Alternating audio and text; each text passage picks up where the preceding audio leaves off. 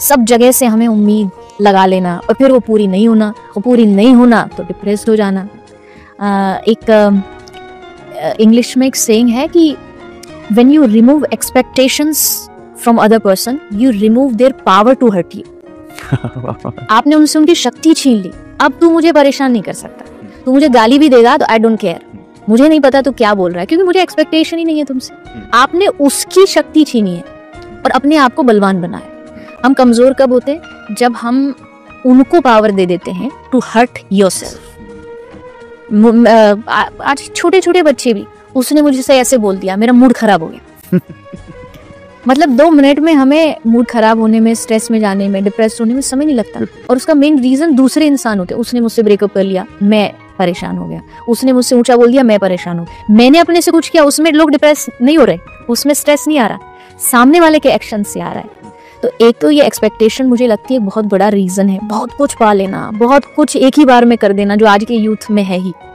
एक ही रात में उनको बादशाह बनना है, एक ही रात में उनको एलन मस्क बनना है। तो एक तो ये, और दूसरा बहुत सारी इच्छाएं, डिजायर्स जो होती हैं वो हमें अंदर से खोखला करती हैं, सोने नहीं देती, चैन नहीं लेने देती। डिजायर्स रखो, आई एम नॉट सेइंग कि आज के टाइम में आगे बढ़ना है तो कुछ ना कुछ मन में अच्छा रखना पड़ेगा, लेकिन जैसा मैंने स्टार्टिंग में ही कहा, अच्छे कर्म करने पर ज्यादा फोकस करिए रादर देन कि आज के समय में मान लीजिए कोई एक अच्छी जॉब भी चाह रहा है, उसका एम क्या है? उसका एम खुशी नहीं है, उसका एम है सैलरी।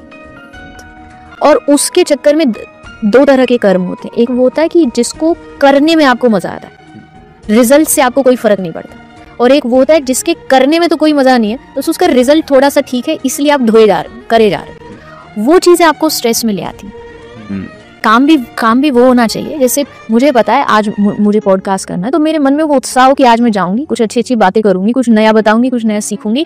तो मुझे ये चीज शरीर को मेरे को थका सकती है, जरूर शरीर थकता है, बॉडी का अपना रूल है, तो मेरे मन को नहीं थका सकता।